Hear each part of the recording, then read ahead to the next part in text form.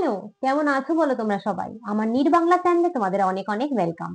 তোমাদেরকে আমি নিট 2026 যারা দেবে তাদের বা নিট 2027 যারা দেবে তাদের জন্য একটা ইউটিউবে বিশেষ সিরিজ গিফট করতে চাই। সেটা হলো এআর বেসড কোয়েশ্চেন, যেটাতে তোমাদের মোটামুটি 99.9% স্টুডেন্টেরই কিন্তু খুব কষ্ট হয়। এআর যে বেসড কোয়েশ্চেন গুলো হয়, অ্যাসারশন রিজন বেসড কোয়েশ্চেন গুলো, অ্যাসারশন এবং রিজন কোনটা ঠিক কোনটা ভুল তো তোমরা বুঝতে পারো, কিন্তু রিজন প্রপার রিজন কিনা নাকি প্রপার রিজন নয় অ্যাসারশনটি, সেই জায়গাটায় বুঝতে খুব অসুবিধা হয়। এবং তুমি জানো যে নিজের কোয়েশ্চেন কিরকম ক্রিটিক্যাল হচ্ছে। তো ইংলিশ তো প্রশ্ন প্রচুর তুমি পেয়ে যাবে, আমি ইংলিশের সাথে তোমাদের বাংলাও নিয়ে এসেছি, কারণ আমি আমার পেইড ব্যাচ কিন্তু কমপ্লিটলি ইংলিশের সাথে বাংলা এমসিকিউ করাই। তো কিরকম নিটের কোয়েশ্চেন হয়, নিটের কোয়েশ্চেনে এআর বেস কোয়েশ্চেন কিরকম থাকে সেগুলো দেখে নাও, এবং তার সাথে ইংলিশ বাংলা দুটোই তুমি আমার কাছে পেয়ে যাবে। আমি তোমাকে সব করিয়ে দেবো এখানে। প্রত্যেকটা চ্যাপ্টারের তোমাদের এইভাবে আমি এআর বেস কোয়েশ্চেন করিয়ে দেব। একদম প্রথম চ্যাপ্টার ক্লাস 11 এর লিভিং ওয়ার্ল্ড থেকে শুরু করলাম, একদম ক্লাস 12 এর লাস্ট চ্যাপ্টার অব্দি সব কটা চ্যাপ্টার করিয়ে দেব। তোমরা 2026 নিটের আগেই আমার চ্যানেলে সমস্ত এআর বেস কোয়েশ্চেন এখানে পেয়ে যাবে। যারা আমার কাছে পড়ো তাদের কাছে এগুলোর পিডিএফ অলরেডি রয়েছে, কারণ এই কোয়েশ্চেন গুলো আমার ব্যাচের কোয়েশ্চেন। আর যারা আমার কাছে পড়ো না, ইউটিউব থেকে দেখছো বা অন্য কোথাও থেকে দেখছো, তোমরা চাইলেই কিন্তু এগুলো স্ক্রিনশট নিয়ে নিতে পারো। তো অনেক এরকম আমরা আজকে এআর বেসড কোয়েশ্চেন করব। এগুলো কমপ্লিটলি এনসিইআরটি বেসড কোয়েশ্চেন। আর যদি তুমি আমার চ্যানেলে নতুন হয়ে থাকো, চ্যানেলটা সাবস্ক্রাইব করতে পারো। ভিডিওগুলো ভালো লাগলে লাইক কমেন্ট শেয়ার করতে একদম ভুলো না। তোমার নিট জার্নিতে তোমার সাথে আমি থাকবো কন্টিনিউয়াস। ওকে, তো চলো শুরু করি। দেখো, আমি বেশ কিছু কিন্তু অ্যাসারশন রিজন বেসড কোয়েশ্চেন নিয়ে এসেছি। তো প্রথমেই দেখাই এই কোয়েশ্চেনটা। এটা খুব একটা ইম্পর্টেন্ট কোয়েশ্চেন। এখানে বলা হচ্ছে অ্যাসারশনে কি বলেছে, দেখো দেখো প্রথমে ইংলিশ থাকে, নিচে বাংলা থাকে, ঠিক যেরকম তোমাদের নিচে থাকে ইংলিশ বাংলা, সেইভাবেই কিন্তু এখানে রয়েছে। অ্যাসারশনে বলছে যে number of species that are known and described range between 1.7 to 1.8 million. আজ পর্যন্ত প্রায় 1.7 থেকে 1.8 মিলিয়ন প্রজাতির সন্ধান পাওয়া গেছে এবং এদের সম্পর্কে বর্ণনা করা হয়েছে। তো এই স্টেটমেন্টটা ঠিক না ভুল বলো? এটা একদম ঠিক স্টেটমেন্ট, ট্রু। এটাতে কোনো সন্দেহই নেই যে স্টেটমেন্টটা ঠিক। এখন অবধি কিন্তু টোটাল প্রজাতি বা স্পিসিসের সংখ্যা 1.7 থেকে 1.8 মিলিয়নই জানা গেছে। এবার আমরা নেক্সট স্টেটমেন্টটা দেখব। Biodiversity is the number and types of organisms present on earth. পৃথিবীতে বর্তমান জীবের সংখ্যা ও তার ধরনকে জৈব বৈচিত্র্য বলে। ঠিক না ভুল? একদম ঠিক। কত রকমের প্রাণী রয়েছে পৃথিবীতে, কত রকমের প্রাণী, কত রকমের উদ্ভিদ। এবার এক একটা প্রজাতি কতগুলো করে রয়েছে, এক একটা প্রজাতির উদ্ভিদ ধরো, সেটা নাম্বার কত নম্বর কতগুলো রয়েছে, বা একটা প্রজাতির প্রাণী কতগুলো প্রাণী রয়েছে, এই সম্পূর্ণ ব্যাপারটাকে বলে বায়োডাইভার্সিটি বা জীব বৈচিত্র্য। তো দুটো স্টেটমেন্টে কিন্তু কমপ্লিটলি কারেক্ট। দেখো, অ্যাসারশন রিজন বেসড কোয়েশ্চেনে প্রথম সমস্যাটা তোমাদের হয় যে তোমরা তো দুটো স্টেটমেন্ট ঠিক না ভুল সেটা বার করে নিতে পারো। এবার যদি একটা স্টেটমেন্ট ভুল হয় তাহলে খুব সোজা, তাহলে আরামসে আনসারটা আমরা পেয়ে যাই। কিন্তু যখনই না দুটো স্টেটমেন্টই ঠিক হয়, তখন সমস্যা হয় যে আমরা কোনটা দেব, যে R is the correct explanation of A নাকি R is not the correct explanation of A. মানে রিজন যেটা রয়েছে সেটা কি এর সঠিক ও যথাযথ ব্যাখ্যা, নাকি রিজনটা সঠিক ও যথাযথ ব্যাখ্যা নয়। তো তোমাদের আগেও আমি অনেকবার শিখিয়েছি, আবার শিখাচ্ছি, এরকম প্রশ্ন এলে এবং দুটো স্টেটমেন্টই যখন কারেক্ট হয়, তোমাকে অ্যাসারশনের পরে একটা বিকজ জোগাড় করতে হবে, বিকজ দিতে হবে। হ্যাঁ, কারণ। তো এবার দেখো যে টোটাল স্পিসিস এর নাম্বার 1.7 থেকে 1.8 মিলিয়ন, কারণ বায়োডাইভার্সিটি মানে হচ্ছে যে কত কত কত কত প্রাণী উদ্ভিদ পৃথিবীতে রয়েছে। কোনোভাবে কি এর সাথে এটা হচ্ছে, লিঙ্ক করা গেল কি? এই যে অ্যাসারশনটা বললো তার জন্য এটা কারণ হতে পারলো কি? না। তাহলে এ এবং আর উভয়ই সঠিক, কিন্তু আর এর সঠিক ও যথাযথ ব্যাখ্যা নয়। A and R both are correct, কোনো সমস্যা নেই, কিন্তু R is not the correct explanation of A. তাহলে তুমি এখানে আনসার কি পেলে? এখানে আনসার পেলে বি। তাহলে অ্যাসারশন রিজন বেসড কোয়েশ্চেন আমরা এইভাবে করব। নেক্সট কোয়েশ্চেনে এগোই। নেক্সট কোয়েশ্চেন বলছে, দেখো next assertion reason based question, there is a need to standardize the naming of living organisms such that a particular organism is known by the same name all over the world. This process is called nomenclature. সব সজীব বস্তুরই এমন সাধারণ নামকরণের প্রয়োজন আছে যাতে সারা পৃথিবীতে একটি নির্দিষ্ট জীব একই নামে পরিচিত হতে পারে। এই পদ্ধতিটিকে বলে নামকরণ। অবশ্যই তাই। ধরো তুমি আমেরিকা গেলে, আমেরিকা গিয়ে তুমি বললে আম, লোকে চিনবে না। তুমি মিশর গেলে, গিয়ে বললে আম, লোকে চিনবে না। তো কি করতে হবে, তোমাকে এর একটা সাইন্টিফিক নেম দিতে হবে, যেটা কিনা সারা পৃথিবী শুদ্ধ সব জায়গায় লোকে এটাকে আম বলেই জানবে। সেটা কি, ম্যানজিফেরা ইন্ডিকা। যখন তুমি ম্যানজিফেরা ইন্ডিকা বলছো, হ্যাঁ সেটা তোমার আমেরিকাতেও যা, ইন্ডিয়াতেও তা, মিশরেও তা, চায়নাতেও তা, বাংলাদেশেও তা, সব জায়গায় আমের সাইন্টিফিক নাম একটাই হয়, যাতে সবাই ম্যানজিফেরা ইন্ডিকা বললে আমকেই বোঝে। হ্যাঁ, তার জন্য তুমি আবার আমওয়ালার কাছে আম কিনতে গিয়ে বলো না ম্যানজিফেরা ইন্ডিকা দিন তো আমাকে, এটা আলাদা ব্যাপার। এটা সাইন্টিফিক বেসিসে বলছি। তো অ্যাসারশনটা তো ঠিক, তাহলে ওকে ঠিক, ট্রু। তারপরে তোমার রিজনটা দেখতে হবে। রিজন কি বলছে? রিজন বলছে nomenclature is only possible when the organism is described incorrectly. ভুল হয়ে গেল। বলছে তখনই নামকরণ দেওয়া সম্ভব হবে যদি জীবটির বৈশিষ্ট্যাবলী বেঠিকভাবে বর্ণিত হয়। একদমই না। তোমাকে তো জীবটার আগে তার ফিচার গুলো বা তার বৈশিষ্ট্যগুলো প্রপারলি ডেসক্রাইব করতে হবে, তবেই তো তুমি তাকে নাম দিতে পারবে। আমাকে তো আগে জানতে হবে এটা কিরকম দেখতে, এটা কিরকম কি, তবেই তো আমি তার নামটা দিতে পারবো। তো সেটা তো সঠিকভাবে তোমাকে ডেসক্রাইব করতে হবে, কারেক্টলি তোমাকে ডেসক্রাইব করতে হবে। এখানে বলেছে ডেসক্রাইব ইনকারেক্টলি বা বেঠিকভাবে বর্ণিত হয়, তাহলে এই স্টেটমেন্টটা ফলস। ঠিক আছে, ওকে। যখনই ফলস হয়ে গেল তখন আমাদের খুব মজা হলো। কেন? A is true but R is false. Answer হচ্ছে C. A is true but R is false, এরকম যদি হয় তুমি দেখো, সেক্ষেত্রে কিন্তু তোমার আর কোনো টেনশন নেই যে বাবা এই আর আর এ নিয়ে আমার যত চাপ। একটা ভুল হলে কিন্তু এই কোয়েশ্চেন গুলো আনসার করা সহজ হয়ে যায়। চলে যাব হচ্ছে আমরা নেক্সট কোয়েশ্চেন। নেক্সট কোয়েশ্চেন বলছে for plant scientific names are provided in international code for botanical nomenclature. উদ্ভিদের ক্ষেত্রে বৈজ্ঞানিক নামকরণ করে থাকে international code for botanical nomenclature বা আইসিবিএন। এটা কি ঠিক? হ্যাঁ, এটা ঠিক। কারণ যে কোনো উদ্ভিদের নাম এরাই করে থাকে, আইসিবিএনই দিয়ে থাকে, এটা ঠিক। নেক্সট রিজন বলছে animal taxonomies have evolved international code for zoological nomenclature. প্রাণী বিন্যাসবিদরা international code for zoological nomenclature বা আইসিজেডএন গঠন করে। আমি জানি এখানে তোমরা 99.99% বাচ্চারা বলবে হ্যাঁ এটা ঠিক সেন্টেন্স। এটা কিন্তু ঠিক সেন্টেন্স না, এটা ভুল। কোথায় ভুল? আইসিবিএন এর full form international code for botanical nomenclature, কিন্তু আইসিজেডএন এর ফুল ফর্ম কিন্তু international code of zoological nomenclature. ভালো করে এটা মাথায় ঢোকাও। যখন আইসিবিএন হয় সেটা কিন্তু ফর, যখন আইসিজেডএন হয় দ্যাট ইজ অফ। তো এখানে তোমাকে ফর বলেছে, তাহলে এটা হবে না, সেন্টেন্সটাই ভুল রয়েছে। তাহলে যেখানে সেন্টেন্সই ভুল থাকে, ওই যে বললাম সেটা করা খুব সহজ। এ সঠিক কিন্তু আর ভুল, তাহলে এখানে আনসার হবে সি। এ সঠিক কিন্তু আর ভুল, তাই তো। A is true but R is false, এরকম হলে আমাদের চটপট হয়ে যাবে, কারণ আমাদের কোনো টেনশন থাকে না। Next question. আচ্ছা, এগুলো আমার পেইড ব্যাচের কোয়েশ্চেন। তোমরা যদি মনে করো যে আমার পেইড ব্যাচে এনরোল করতে চাও, তোমরা করতে পারো। আমি আমার ব্যাচের ডিটেলস তোমাকে একটু পরে দিয়ে দিচ্ছি, ভিডিও শেষে দিয়ে দিচ্ছি। Next assertion, the scientific names ensure that each organism has only one name. বলছে সাইন্টিফিক নেম, বিজ্ঞানসম্মত নামগুলি প্রতিটি জীবের একটি মাত্র নামকেই সুনিশ্চিত করে। হ্যাঁ, এটা ঠিক, একদম ঠিক। বিজ্ঞানসম্মত নাম যদি থাকে তাহলে একটাই নাম হবে, একটা জীবের একটাই নাম হবে। যেমন ম্যানজিফেরা ইন্ডিকা তো ম্যানজিফেরা ইন্ডিকাই হবে। আমরা হিউম্যান হোমোসেপিয়েন্স, আমরা হোমোসেপিয়েন্স হচ্ছে হিউম্যান, তো আমাদের হিউম্যানদের একটাই সাইন্টিফিক নেম হবে হোমোসেপিয়েন্স, আর কোনো সাইন্টিফিক নেম আমাদের হবে না। এটা ঠিক কথা। রিজন বলেছে description of any organism should enable the people to arrive at the same name. রিজনটা বলছে যে কোনো একটি জীবের বর্ণনা এরূপ হওয়া প্রয়োজন যে পৃথিবীর যে কোনো প্রান্তের মানুষই এই বর্ণনার সাপেক্ষে একই নামে ওই নির্দিষ্ট জীবটিকে চিনতে সমর্থ হবে। হ্যাঁ, এটাও ঠিক। কেন? তো বেসিক্যালি কেন এই এই ব্যাপারটা, কেন মানে কেন একটাই নাম একজনের হওয়া উচিত?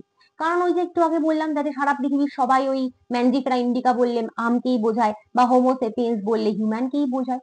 তো এখানে দুটোই ঠিক হয়ে গেল। এবার যেখানে দুটোই ঠিক হয়ে যাচ্ছে সেখানে কি বলেছি? সেখানে বলেছি তোমাকে মাঝে ঢোকাতে হবে বিকজ। এইবার দেখো, বিকজ ঢোকাও। তো দ্য সাইন্টিফিক নেম এনশিওর, বিজ্ঞানসম্মত নাম এটাই বলছে যে একটা মাত্র জীবের একটাই নাম। কারণ কেন, কেন একটা জীবের একটাই নাম হতে হবে, পাঁচটা নাম কেন হতে পারবে না? কারণ যাতে পৃথিবীর যে কোনো জায়গায় ওই জীবটিকে ওই একটা নামেই চিনতে সমর্থ হয়। অবশ্যই এটা ঠিক। এ and R both are correct and R is the correct explanation of এ। এ এবং আর উভয়ই সঠিক এবং আর এর সঠিক ও যথাযথ ব্যাখ্যা। আনসার হচ্ছে এ। সব সময় দুটো ঠিক হলে অ্যাসারশনের পরে কারণ লাগাবে, বিকজ লাগাবে, যে কেন আমরা একটা জীবের একটাই নাম রাখি, কেন 10টা তো রাখতে পারতাম। তার কারণ সারা পৃথিবীর সবাই ওই একটা নামেই একটা জীবকে চেনে। তাহলে তুমি বুঝতে পারলে যে অ্যাসারশন রিজন বেসড কোয়েশ্চেন তোমার কিভাবে সলভ করা উচিত। চলে যাব আমরা নেক্সট কোয়েশ্চেনে। নেক্সট কোয়েশ্চেন হচ্ছে, বলছে তোমার the system of providing a name with two components is called binomial nomenclature। দুটি পদের সমন্বয়ে গঠিত নামকরণ পদ্ধতিকে দ্বিপদ নামকরণ বলে। হ্যাঁ, এটা ঠিক কথা। আমরা জানি বাইনোমিয়াল নমেনক্লেচার বা দ্বিপদ নামকরণে দুটো কম্পোনেন্ট থাকে, দুটো উপাদান থাকে। কি কি থাকে তোমরা জানো? জেনাস আর স্পিসিস, গণ আর প্রজাতি। আচ্ছা, রিজনে বলছে each name has two components, the generic name and the specific epithet. বলছে প্রতিটি নাম দুটি পদের সমন্বয়ে গঠিত, গণগত নাম এবং প্রজাতিগত নাম। ঠিক না ভুল? প্রথমত তো এটা অ্যাবসলিউটলি ঠিক, এতে কোনো ভুলই নেই। আর এবার দ্বিতীয়ত হচ্ছে যেই মুহূর্তে ঠিক হয়ে যাচ্ছে তোমার সেই চাপ। চলো লাগাও বিকজ। এইবার তুমি বিকজ লাগিয়ে দেখো যে যে বাইনোমিয়াল নমেনক্লেচারের দুটো কম্পোনেন্ট থাকে, বাইনোমিয়াল নমেনক্লেচার বা দ্বিপদ নামকরণের দুটো পদ থাকে। বিকজ কারণ একটা নামের দুটো পার্টনার কারা, দুটো অংশ কারা? জেনাস আর স্পিসিস, জিন, গণ এবং প্রজাতি, তাই তো? তাহলে বিকজটা লাগলো তো, যে কেন কেন দ্বিপদ নামকরণে বা কেন বাইনোমিয়াল নমেনক্লেচারে দুটো পদ থাকে। তার কারণ প্রত্যেকটা সাইন্টিফিক নামে দুটো পদ থাকে, একটা গণ একটা প্রজাতি। তো এটাও তুমি বুঝতে পারলে কিভাবে তাহলে অ্যাসারশন রিজন বেসড কোয়েশ্চেন করতে হচ্ছে। তাহলে আনসার এ। এ এবং আর উভয়ই সঠিক এবং আর এর সঠিক ও যথাযথ ব্যাখ্যা। ভুল হবে না তো? আর ভুল হবে না তো যে কেন ম্যাম আর কেন এই অ্যাসারশনের সঠিক ব্যাখ্যা হলো? ওকে, তো এটা আমরা বুঝতে পারলাম। এবার চলে যাবো আমরা নেক্সট কোয়েশ্চেনে। দেখো নেক্সট স্টেটমেন্ট বেসড কোয়েশ্চেন আছে, এগুলো আমি করাচ্ছি না, আমি এগুলো অন্য সময় করাবো। আমি আজকে মূলত অ্যাসারশন রিজন বেসড কোয়েশ্চেন তোমাদের করাবো। তো এগুলো আমার ব্যাচের কোয়েশ্চেন, ওখানে আমি এগুলো অনেক রকমের প্রশ্ন দিয়েছি, কিন্তু আপাতত আমি কিন্তু তোমাদের ইউটিউবে শুধুমাত্র অ্যাসারশন রিজন বেসড কোয়েশ্চেন করাবো, কারণ এই সিরিজটা অ্যাসারশন রিজন বেসড কোয়েশ্চেনেরই হবে। স্পেশালি তোমরা যারা বেঙ্গলি মিডিয়ামে পড়ো, তোমরা NEET standard assertion reason based question proper বাংলায় কোথাও পাও না, আমাকে আমাকে তোমরা সবসময় বলো। তো আমরা এইভাবে করব। অ্যাসারশন বলছে classification is the process by which anything is grouped into convenient categories based on some easily observable character.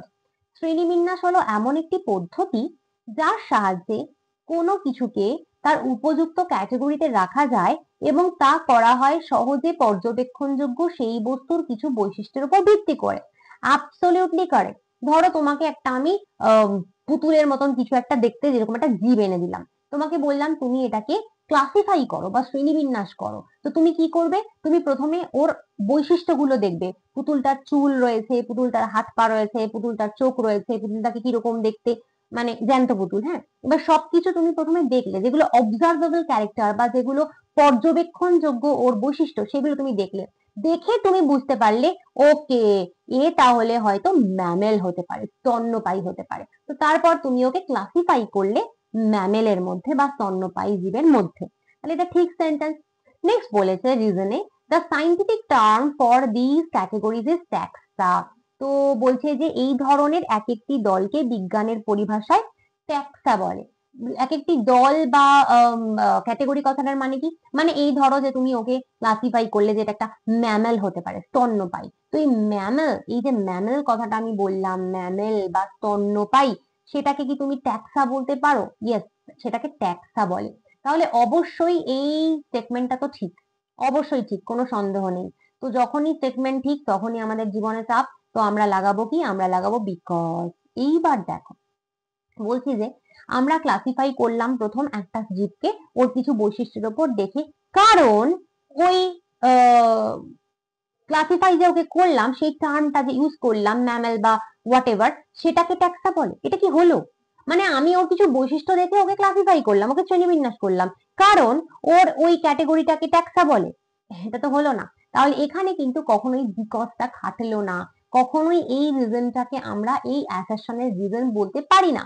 তাহলে এখানে কি হবে? A and R both are correct, but R is not the correct explanation of A. এখানে তুমি বলবে যে এ এবং আর উভয়ই সঠিক, কিন্তু আর কিন্তু এর সঠিক ও যথাযথ ব্যাখ্যা নয়। আশা করি তোমাদের এটা ক্লিয়ার হচ্ছে যে কে রিজন হতে পারে আর কে রিজন হতে পারে না। Next question. Based on characteristics, all living organisms can be classified into same taxa. This process of classification is taxonomy. বলতে বৈশিষ্ট্যাবলীর ওপর ভিত্তি করে সব জীবকেই একটি সাধারণ ট্যাক্সাতে বিন্যস্ত করা যেতে পারে। শ্রেণীবিন্যাসের এই পদ্ধতিকে বলে বিন্যাস বিধি। একদম ভুল, একদম বড় করে ভুল। একে ট্যাক্সোনমি বলে না। ফার্স্ট কথা হচ্ছে যে সেম ট্যাক্সা কেন? এই যে বলেছে এখানে যে তোমার একটি সাধারণ ট্যাক্সাতে নাকি সবাইকে তুমি রাখবে, মানে তুমি একটা গাছকে যেখানে রাখবে, তুমি একটা তুমি একটা শিয়ালকে সেখানে রাখবে, তুমি একটা পোকাকে কি সেই একই ক্যাটাগরিতে রাখবে? প্রত্যেকের তো আলাদা আলাদা তাকে আমরা ক্লাসিফাই করি, তাই না? সোজা প্লান্ট কিংডম হয়ে গেল, অ্যানিমাল কিংডম, দুটো কিংডমই আলাদা হয়ে গেল, রাজ্যই আলাদা, প্রাণী রাজ্য উদ্ভিদ রাজ্য। অ্যানিমালের মধ্যে তোমার কর্ডেটস নন কর্ডেটস আলাদা হয়ে যাবে। যদি আমি একটা তিমি মাছকে বলি, সে কি হবে? সে হবে কর্ডেট। আবার যদি আমি একটা কেঁচোকে বলি, সে হবে নন কর্ডেট। তাহলে কোনোভাবে কি তুমি সব প্রাণীকে একটা সেম ট্যাক্সাতে, একটা সাধারণ ট্যাক্সাতে রাখতে পারবে? কখনোই না। ডিফারেন্ট ডিফারেন্ট ট্যাক্সাতে আমাদের রাখতে হয়। একটা সমস্ত প্রাণীদেরকে ক্লাসিফাই করি আমরা ডিফারেন্ট ডিফারেন্ট ট্যাক্সাতে, একটি সাধারণ ট্যাক্সাতে নয়, বিভিন্ন ট্যাক্সাতে। বিভিন্ন ট্যাক্সাতে ওদেরকে ক্লাসিফাই করা যায়। তাহলে অ্যাসারশন তো ভুল হয়ে গেল। রিজন চলো দেখি। রিজন বলছে যে external and internal structure along with the structure of cell, developmental process and ecological information of organisms are essential and form the basis of modern taxonomic studies. জীবের বাহ্যিক গঠন এবং অভ্যন্তরীণ গঠন, সেই সঙ্গে কোষের গণ, বিকাশ পদ্ধতি এবং জীবের প্রয়োজনীয় বাস্তুতান্ত্রিক তথ্য আধুনিক বিন্যাসবিধি অধ্যয়নের ভিত্তি গঠন করে।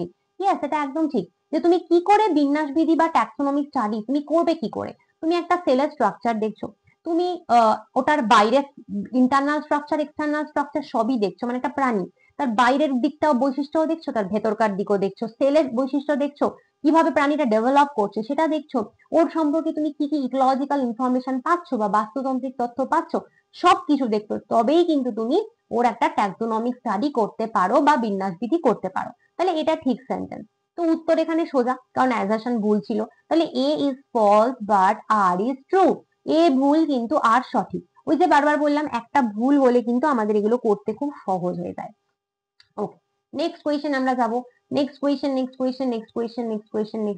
ওকে, বলছে classification is not a single step process but involves hierarchy of steps represents a rank or category. Okay, শ্রেণীবিন্যাস এক ধাপ বিশিষ্ট কোন একটি পদ্ধতি নয়, কিন্তু এটি ক্রমপর্যায়ে সজ্জিত কিছু ধাপ সমন্বিত সংগঠন, যেখানে প্রতিটি ধাপ এক একটি স্তর বা ক্যাটাগরিকে নির্দেশ করে। এটা একদম ঠিক।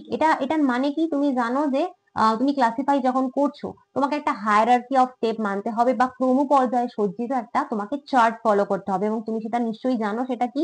সেটা প্রথমে হচ্ছে কিংডম, সেটা হচ্ছে প্রথমে কিংডম, তারপরে হয় ফাইলাম, তারপরে হয় ক্লাস, তারপরে হয় অর্ডার, তারপরে হয় ফ্যামিলি, তারপরে হয় জিনাস, এবং লাস্টে হয় স্পিসিস। এই যে লিস্টটা, এটা কি বলে? এটা একটা হায়ারার্কি, ট্যাক্সোনমিক হায়ারার্কি, ক্রমপর্যায়ে সজ্জিত। সব থেকে উঁচুতে কিংডম, সব থেকে নিচে স্পিসিস। আর এটাকে তোমাদেরকে আমি আগেও পড়িয়েছি যখন অনেকবার। এটা তোমাদের যদি গন্ডগোল হয় নামটা, তোমাকে আমি বলেছি, এটা মনে রাখবে এভাবে যে keep spot clean or family get sick. বাড়িতে বাসনপত্র পরিষ্কার রাখো, না হলে তোমার ফ্যামিলি অসুস্থ হয়ে পড়বে। তো keep pot clean or family get sick. Keep থেকে মনে রাখবে কিংডম, পট থেকে সাইলাম, ক্লাস থেকে ক্লিন, অর থেকে অর্ডার, ফ্যামিলি তো ফ্যামিলি, গেট থেকে জিনাস, আর সিক থেকে স্পিসিস। তো যাই হোক, যেটা বলছিলাম, এই যে চার্টটা রয়েছে এখানে হচ্ছে, তো এটা কি কোনো একটা সিঙ্গেল স্টেপ পেলে? এটা সিঙ্গেল স্টেপ নয়। তো ক্লাসিফিকেশন একটা সিঙ্গেল স্টেপ প্রসেস নয়, এক ধাপ বিশিষ্ট প্রসেস নয়, কারণ এখানে তোমাকে 7টা ধাপে এগোতে হচ্ছে, একদম স্পিসিস থেকে কিংডম অব্দি তোমাকে যেতে হচ্ছে। এবং এই প্রত্যেকটা স্টেপকে আমরা কি বলতে পারি? এটাকে আমরা র্যাঙ্ক বলতে পারি, স্তর বলতে পারি, ক্যাটেগরি বলতে পারি। মানে ধরো স্পিসিস, এটা একটা র্যাঙ্ক, এটাকে তুমি ক্যাটেগরিও বলতে পারো, এটাকে তুমি স্তরও বলতে পারো। ঠিক তেমনি ফ্যামিলি, এটাকে তুমি একটা র্যাঙ্ক বলতে পারো, তাই না? তো বেসিক্যালি প্রত্যেকটা স্টেপকে এক একটাকে আমরা র্যাঙ্ক বলি বা ক্যাটেগরি বলি বা স্তর বলি। তো এটা ট্রু, এটাতে কোনো ভুল নেই। নেক্সট বলছে, since the category is part of overall taxonomic arrangement, it is called the taxonomic category and all categories together constitute the taxonomic hierarchy. যেহেতু ক্যাটেগরি গুলোই সামগ্রিক শ্রেণীবিন্যাস বিধির কাঠামোর একটি অংশ, তাই একে ট্যাক্সোনমিক ক্যাটেগরি বলে এবং সব ট্যাক্সোনমিক ক্যাটেগরি একসাথে ট্যাক্সোনমিক হায়ারার্কি গঠন করে।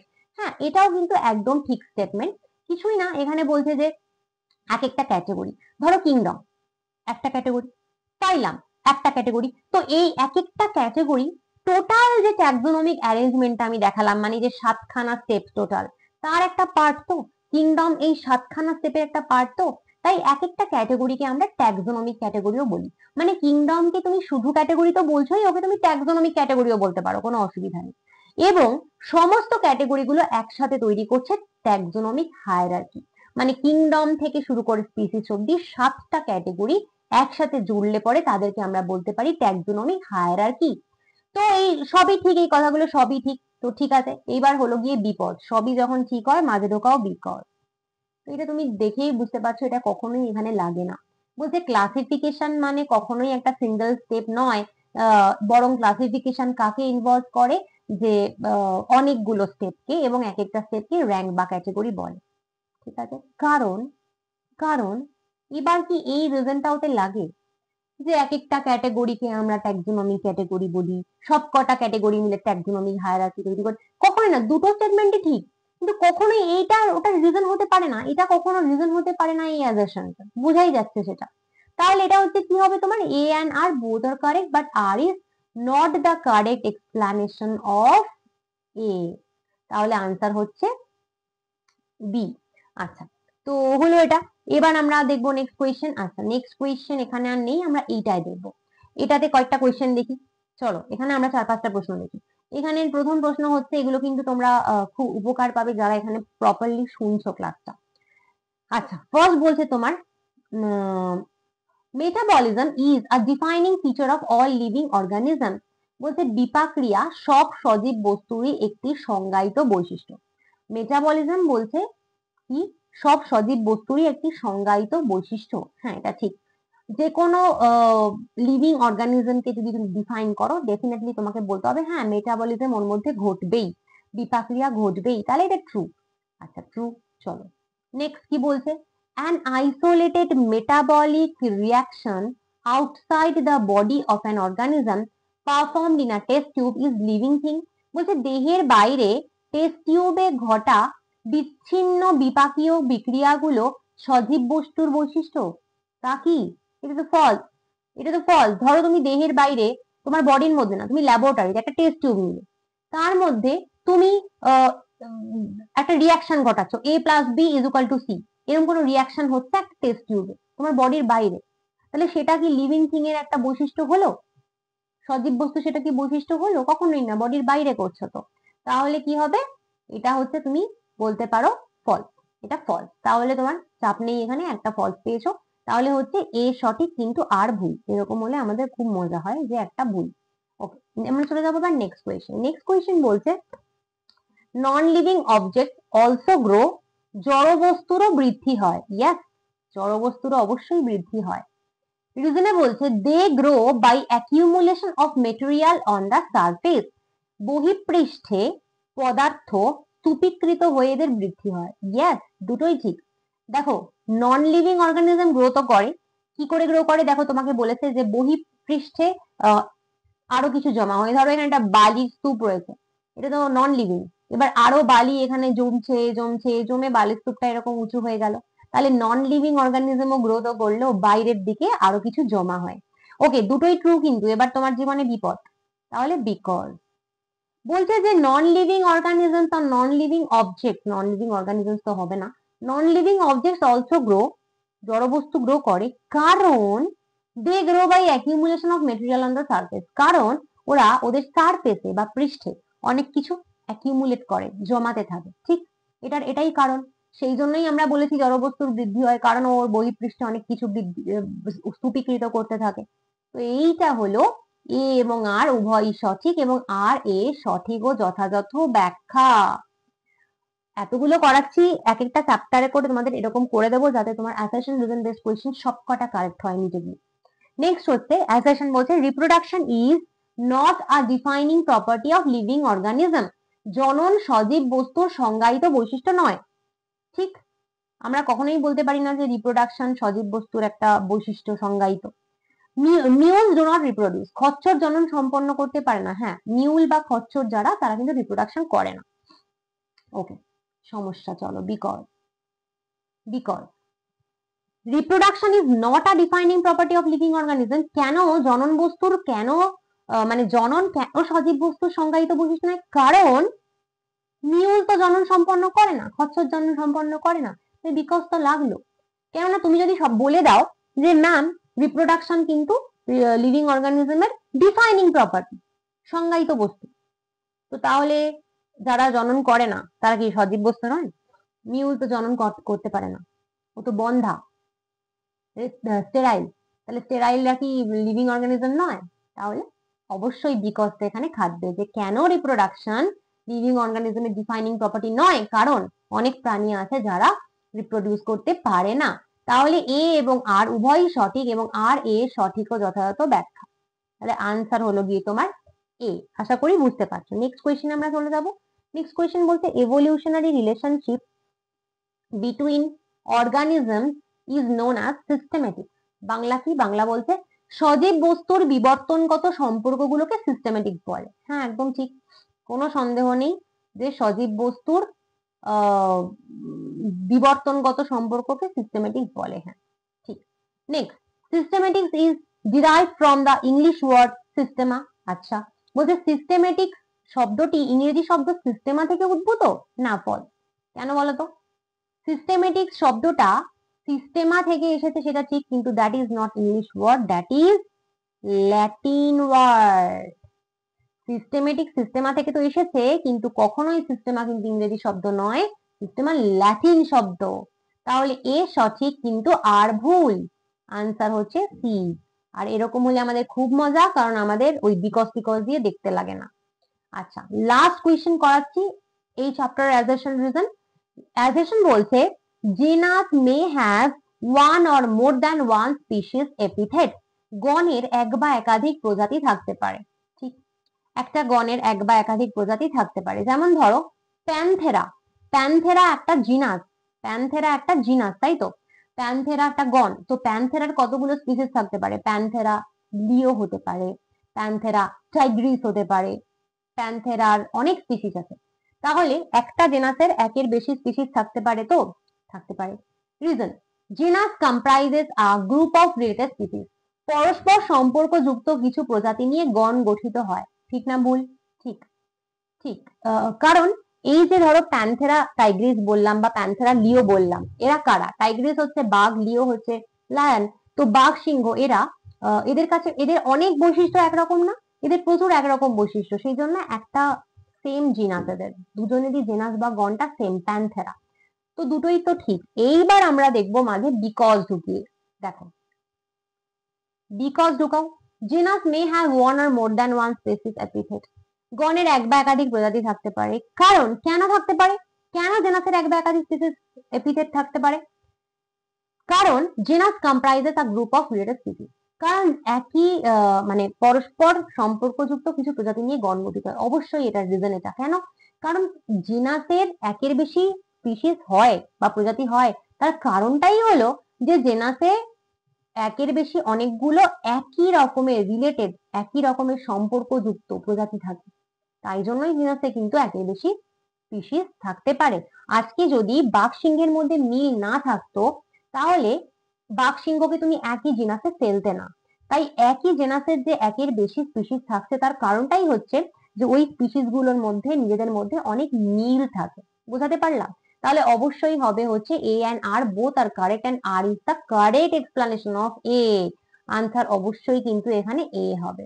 আচ্ছা, এভাবে প্রতিটা চ্যাপ্টারের প্রচুর প্রচুর প্রচুর প্রচুর অ্যাসারশন রিজন বেসড কোয়েশ্চেন তোমাদেরকে পিডিএফ দেওয়া হবে ইংলিশ বাংলা দুটো ভাষায়। তো যারা বেঙ্গলি মিডিয়াম থেকে আছো, বলো সবসময় ম্যাম পাই না, কোয়েশ্চেন পাই না, তুমি আমার পেইড ব্যাচ জয়েন করতে পারো। তুমি কত কোয়েশ্চেন প্র্যাকটিস করতে চাও, নিট স্ট্যান্ডার্ড করে দেখাও বাংলায়, তুমি কত করতে চাও। আচ্ছা, তোমাকে আমি আমার পেইড ব্যাচের ডিটেলস এখানে একবার দিয়ে দিচ্ছি, যারা মনে করছো এনরোল করবে তারা এনরোল করতে পারো। এবারে তোমাকে আমি বলবো, যারা তোমরা নিট 2026 এবং নিট 2027 দিচ্ছ এবং আমার biology online paid batch enrol করতে চাইছো, তারা এনরোল করতে পারো। খুব তাড়াতাড়ি এনরোল করে নাও। তোমরা 100% NCERT best full syllabus class 11 class 12 এর সমস্ত চ্যাপ্টারের রেকর্ডেড লেকচার্স আমার কাছে পাবে। ফুল সিলেবাস ক্লাস 11 ক্লাস 12 এর পিডিএফ নোটস, এবং সেটাও কিন্তু বাংলা এবং ইংলিশে আমার কাছে পাবে। চ্যাপ্টার ওয়াইজ এমসিকিউ প্র্যাকটিসের পিডিএফ প্রচুর পাবে বাংলা এবং ইংলিশে, ঠিক যেরকম এখানে এক্সাম্পল দেখালাম। এইভাবে প্রত্যেক চ্যাপ্টার থেকে প্রচুর তুমি বেঙ্গলি ইংলিশ পিডিএফ পাবে, এবং চ্যাপ্টার ওয়াইজ টেস্ট তুমি আমার কাছে দিতে পারবে বাংলা ইংলিশ দুটো ভাষায়। ফুল সিলেবাস টেস্ট দিতে পারবে বাংলা ইংলিশ দুটো ভাষায়। তাই নিট যেইভাবে এক্স্যাক্ট তুমি দেবে, সেভাবে বায়োলজি কমপ্লিট প্র্যাকটিস তোমার কিন্তু আমার কাছে হয়ে যাবে। এবং আমার ব্যাচের আনলিমিটেড ভ্যালিডিটি, তুমি যদি ক্লাস 11-এ পড়ো তুমি জয়েন করতে পারো, ক্লাস 12-এ পড়ো জয়েন করতে পারো, যদি ড্রপার হও তাও জয়েন করতে পারো। যতদিন না নিট তুমি পাচ্ছ ততদিন তোমাকে আর কোনো দিন কোনো টাকা পয়সা দিতে হবে না, ততদিন তোমার সাথে আমি আছি, ততদিন আমার কোর্স তোমার সাথে আছে। এটার আনলিমিটেড ভ্যালিডিটি। একবারই শুধুমাত্র জয়েন করার সময় তোমার আমাকে দিতে হবে ₹1000 1000 টাকা তোমার আমাকে দিতে হবে একবারই জয়েন করার সময়। তারপর থেকে এটার আনলিমিটেড ভ্যালিডিটি, আর কোনো দিন কোনো এক্সট্রা টাকা পয়সা তোমার কাছে চার্জ করা হবে না। যতদিন না নিট পাচ্ছ ওই 1000 টাকাতেই এভরিথিং তোমার হয়ে যাবে। যদি এনরোল করতে চাও 9019765145 এই নাম্বারে তুমি হোয়াটসঅ্যাপ করতে পারো। হোয়াটসঅ্যাপ করে তুমি ডেফিনেটলি নিট কোর্সে এনরোল করতে পারো। চলো আজকে আসছি, পরের দিন অন্য কোনো ভিডিও নিয়ে আসবো। Bye bye.